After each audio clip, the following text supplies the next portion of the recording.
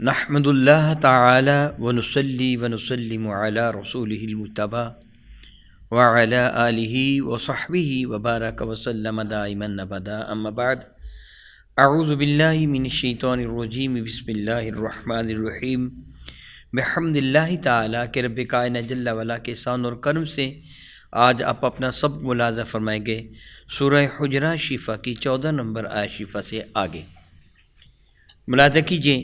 اعوذ باللہ من الشیطان الرجیم، بسم اللہ الرحمن الرحیم، انما المؤمنون الذین آمنوا باللہ ورسولہ ثم لم يرتابوا وجاہدوا باموالہم وانفسہم فی سبیل اللہ اولئک هم الصادقون۔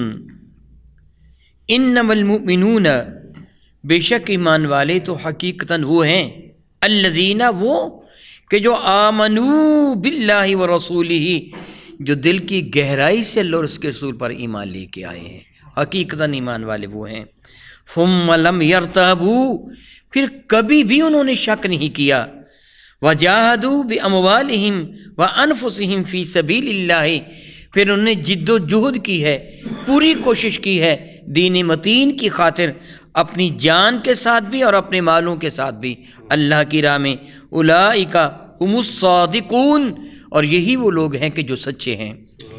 بارگاہ بے کس پناہ میں کچھ لوگ حاضر ہوئے تھے، جیسا کہ پچھلی آیت بارکہ کے تحت آپ سن چکے ہیں کہ رب کائنات ارشاد فرماتا ہے، قالت الاعراب آمنا قل لم تؤمنوا ولكن كونوا اسلمنا ولما يدخل الايمان في قلوبكم يدخل الايمان في قلوبكم، کہ رب کریم ارشاد فرماتا ہے کہ اعراب آپ کی خدمت فیض درجت میں حاضر ہوئے۔ یہ کوئی دیہاتی تھے، مختلف علاقوں سے آئے تھے، اور بارگاہ بے کس پناہ میں حاضر ہو کر انہوں نے عرض کیا، اے اللہ کے نبی صلی اللہ تعالی علیہ وسلم، ہم آپ پر ایمان لے کے آئے ہیں، اور ان لوگوں نے میرے کریم آقا رسول عربی پر احسان جتلایا تھا اور کہا تھا دیکھو فلاں قبیلے والوں نے آپ سے لڑائی کی، انہوں نے جھگڑا کیا، پھر وہ ایمان لے کے آئے، آپ نے انہیں بڑی عزت دی۔ فلاں قبیلے والوں کو بھی آپ نے دعوت اسلام دی، انہوں نے قبول نہیں کیا، پھر بعد میں وہ ایمان لے کے آئے۔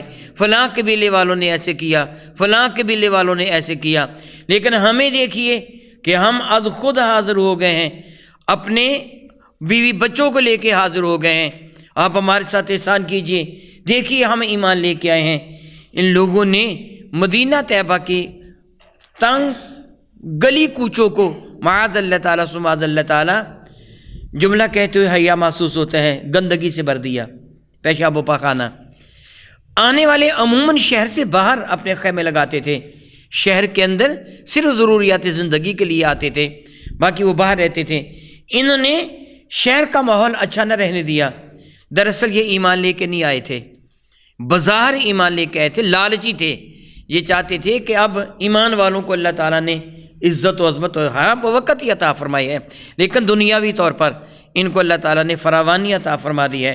اب کچھ حاصل کرنے کے لیے جس طرح منافقین مال غنیمت کی لالچ میں وہ جنگوں میں حصہ لے لیا کرتے تھے، اسی طرح یہ آئے تھے اور اس طرح چلتا رہے تھے۔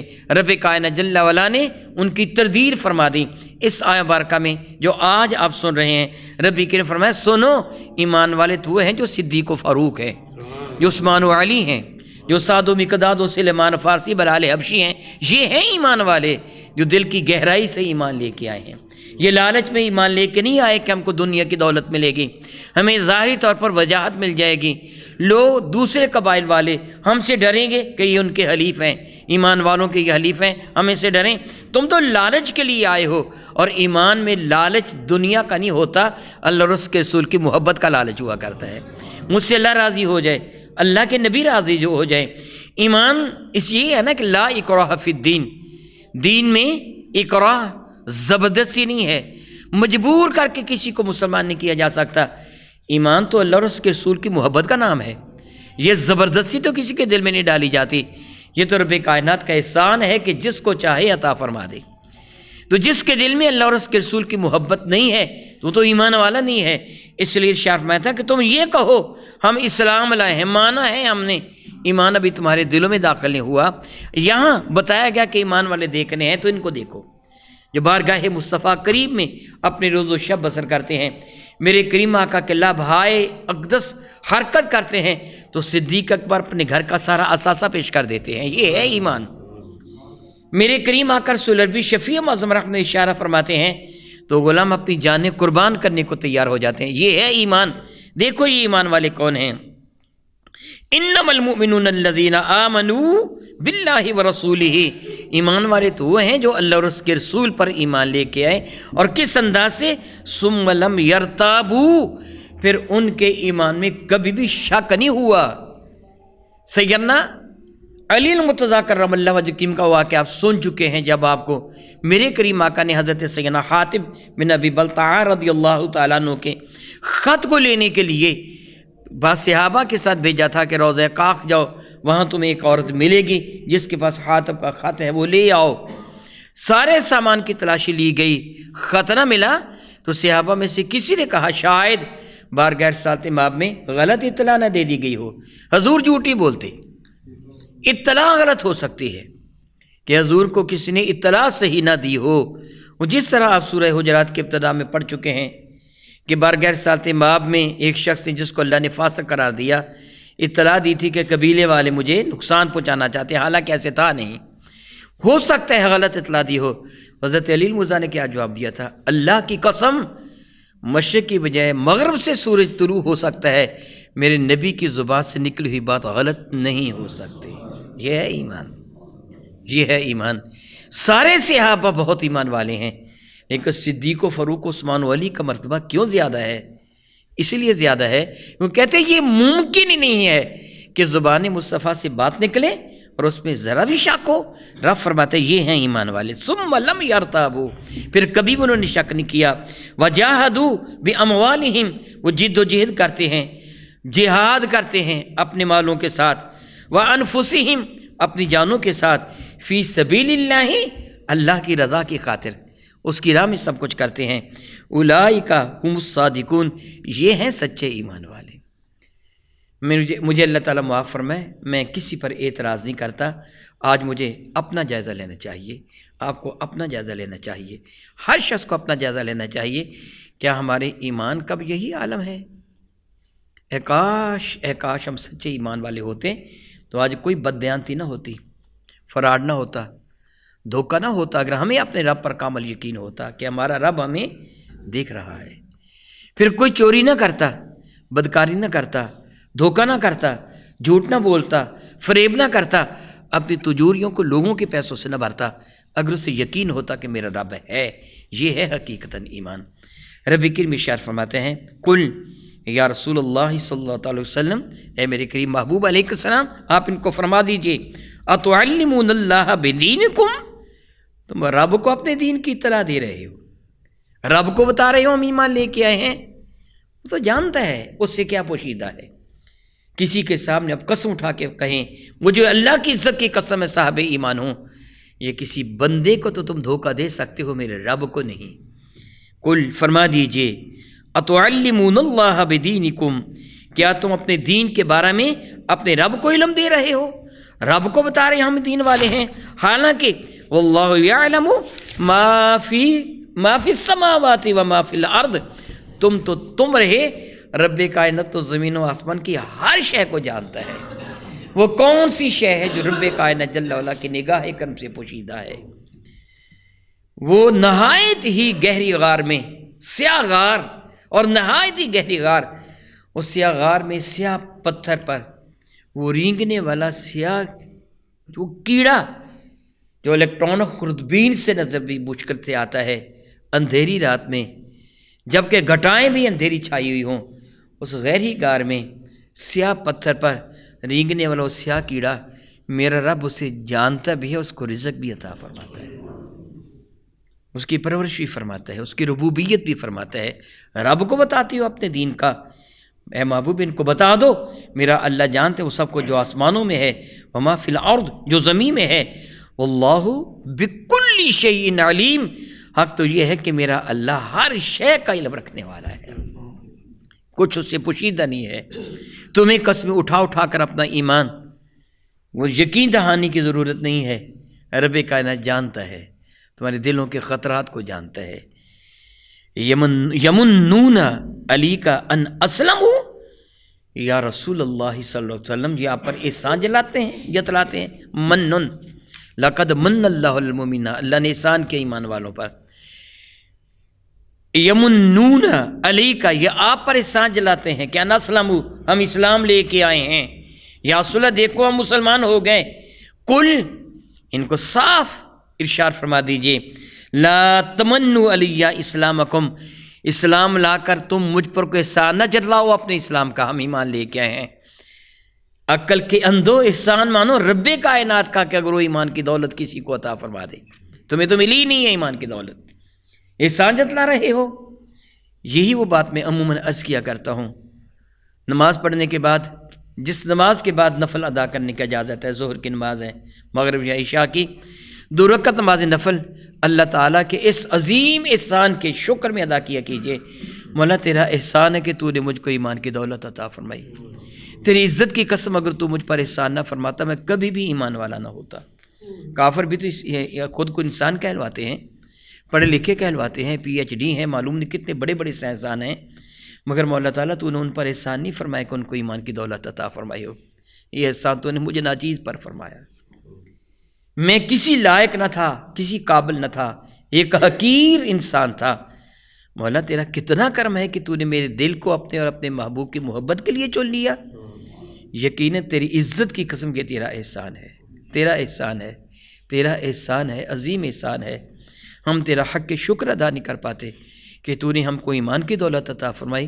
احسان رب کا مانو، اسلام لا کر کسی پر احسان نہ چلاؤ۔ دیکھو جی میں مسلمان ہوں، اگر تو ایمان نہ بھی لائے گا تو رب کائنات جل وعلا کی خدائی میں کون سی کمی آ جائے گی، اس کی عزت پہ کون سا معاذ اللہ تعالیٰ معاذ اللہ تعالیٰ نقص آ جائے گا۔ تیرے ایمان نہ لانے سے فرق کیا پڑتا ہے؟ ایمان لائے گا تو اپنے لیے، نہ لائے گا تو اپنے لیے۔ ان کو فرما دیجئے اے محبوب علیہ السلام، کل فرما دیجئے لا تمنوا علی اسلامکم، اپنے اسلام کا احسان مجھ پر نہ رکھو، مجھے نہ جتلاؤ، بل اللہ سبحان اللہ یمن علیکم ان ہداکم للایمان، یہ تو میرے رب نے احسان فرمایا ہے کہ تم کو ایمان کی جانب اس نے ہدایت دے دی ہے۔ اب تم ایمان لے کے آؤ تو پھر تمہیں احساس ہوگا، حقیقتاً ایمان والے کو یہ احساس ہوتا ہے کہ مجھ پر میرے رب کا بڑا احسان ہے، میں ایمان لے آیا۔ اگر وہ مجھے یہودیوں کے گھر میں پیدا کر دیتا، عیسائیوں کے گھر میں پیدا کر دیتا، ہندوؤں، سکھوں، مشرکین کے گھر میں پیدا کر دیتا تو میں اس کا کیا بگاڑ لیتا؟ پیدا کیے ہیں اس نے بہت سارے، کتنے پیدا کیے۔ میرے کریم آقا رسول مرشد رحمت عالم کا ایک ارشاد گرامی قدر ہے، اگر دنیا کے اعتبار سے اپنا تم نے موازنہ کرنا ہو، دنیا کی دولت کے اعتبار سے، تو اپنے سے غریب کو دیکھو، وہ بھی تو ہے نا کہ جس کو اللہ تعالیٰ نے پیدا فرمایا اس کو ایک وقت کی روٹی بھی میسر نہیں ہے، پھر تمہیں اپنے رب کا شکر ادا کرنے کا جذبہ پیدا ہوگا۔ مولا تیرا شکر ہے کہ تو نے مجھے 2 وقت کا کھانا عطا فرمایا۔ شیخ سعدی رحمۃ اللہ تعالیٰ علیہ ارشاد فرماتے ہیں، میں علم دین کے حصول کے لیے گھر سے نکلا، سر ننگا اور پاؤں بھی، آگ اگلتے سورج کے نیچے کوئلوں کی طرح دہتی ہوئی ریت پر میں ننگے پاؤں چل رہا تھا، پسینہ میں شرابور، سخت گرمی، پاؤں جر رہے تھے۔ میں نے اپنے رب سے دل ہی دل میں شکوہ شروع کر دیا، مولا میں تیری رضا کی خاطر تیرے نبی کے دین متین کو اپنانے کے لیے، تیرے دین کو اپنانے کے لیے مولا تعالیٰ جل میں توغدو کر رہا ہوں کہ میں علم دین حاصل کر کے اس کو پھیلاؤں گا۔ میری یہ حالت ہے، پہننے کو جوتا بھی نہیں ہے، سر ڈھانپنے کو کپڑا بھی نہیں ہے، بھوک اور پیاس سے میری حالت بری ہے۔ اور آپ شہر کی جانب جا رہے تھے اور پھر شہر کے قریب پہنچ گئے، اسی ادھیڑ بند میں شہر کے قریب پہنچے تو اذان ہو گئی۔ عادت تھی تیزی کے ساتھ قدم مسجد کی جانب اٹھے، جب مسجد کے دروازے کے قریب پہنچے وہاں ایک اپاہج کو دیکھا جس کے ہاتھ بھی نہیں تھے، پاؤں بھی نہیں تھے، وہ لوگوں سے بھیک مانگ رہا تھا۔ جلدی جلدی دوڑے، وہ مسجد کے ننگے فرش پر اپنی پیشانی اپنے رب کی حضور سجدہ میں رکھ دی۔ مولا تیرا کرم ہے کہ تو نے مجھے پاؤں تو عطا کر دیے ہیں نا، ہاتھ تو عطا کر دیے، جوتے نہیں دی تو کیا ہے، تو نے وہ بھی پیدا کیے ہیں جن کے پاؤں ہی نہیں ہیں، جن کے ہاتھ ہی نہیں ہیں۔ اگر تو مجھے عطا نہ فرماتا تو میں تیرا کیا بگاڑ لیتا، میں تیرے احسان مانتا ہوں۔ اگر تم نے دنیاوی اعتبار سے دیکھنا ہو تو اپنے سے حقیر کی جانب دیکھو، اگر نیکیوں کے اعتبار سے دیکھنا ہو تو اپنے سے اعلیٰ کی جانب دیکھو، وہ کتنا نیک پاک ہے، اے کاش کہیں میں بھی ایسا ہوتا۔ پھر تمہارے اندر جذبہ شکر پیدا ہوگا، تمہارے اندر اللہ تعالیٰ کی عبادت کرنے کا ذوق و شوق پیدا ہوگا۔ رب کائنات جل وعلا اشار فرماتے ہیں بلکہ احسان مانو تم، بل اللہ یمن علیکم ان ہداکم للایمان، بلکہ اللہ نے احسان کیا تم پر کہ تم کو ایمان کی دولت عطا فرما دی، ہدایت عطا فرما دی اسلام کی جانب۔ ان ہداکم، تمہیں ہدایت دی ہے اس ایمان کی جانب، اب تم ایمان قبول کر لو، ان کنتم صادقین، اگر اپنے دعوی میں سچے ہو تو ایمان قبول کر لو۔ یہ اللہ کے سارے کس جانب وہ لے آیا ہے، تمہیں لے آیا ہے، اب تم قبول کر لو اگر اپنے دعوے میں سچے ہو۔ ان اللہ یعلم غیب السماوات والارض، اللہ تو زمین و آسمان کے تمام غیبوں کو جانتا ہے، اس سے تو کچھ بھی پوشیدہ نہیں ہے۔ تم کیا جانتے ہو کہ تم معاذ اللہ تعالیٰ سماد اللہ تعالیٰ اللہ رب العزت جل پر احسان رکھتے ہو۔ ارشاد فرماتے ہیں واللہ بصیر بما تعملون، اور اللہ ملاحظہ فرما رہا ہے تمہارے اعمال کو۔ اے کاش کہیں یہ یقین ہمارا کامل ہو جائے، میری کرتوتوں کو میرا اللہ دیکھ رہا ہے، جو میں کر رہا ہوں میرے رب سے پوشیدہ نہیں ہے، تو انسان میں بہت تغیر آ جاتا ہے، بڑی تبدیلی آ جاتی ہے۔ گناہ کرنے سے پہلے سوچ لیں میرا رب مجھے دیکھ رہا ہے، میں کیا کر رہا ہوں، پھر یقیناً شیطان ذلیل ہو جائے گا، اللہ کی رحمت آپ کے شامل حال ہو جائے گی۔ میں دعا کرتا ہوں رب کائنات میرے کریم آقا رسول عربی کے صدقہ سے ہمیں قرآن مجید فرقان حمید صحیح ترین طریقے سے سمجھنے اور اس پر عمل کی توفیق عطا فرمائے، آمین ثم آمین۔ او کما قال اللہ تبارک و تعالی واللہ تعالی اعلم باسرار کتابی۔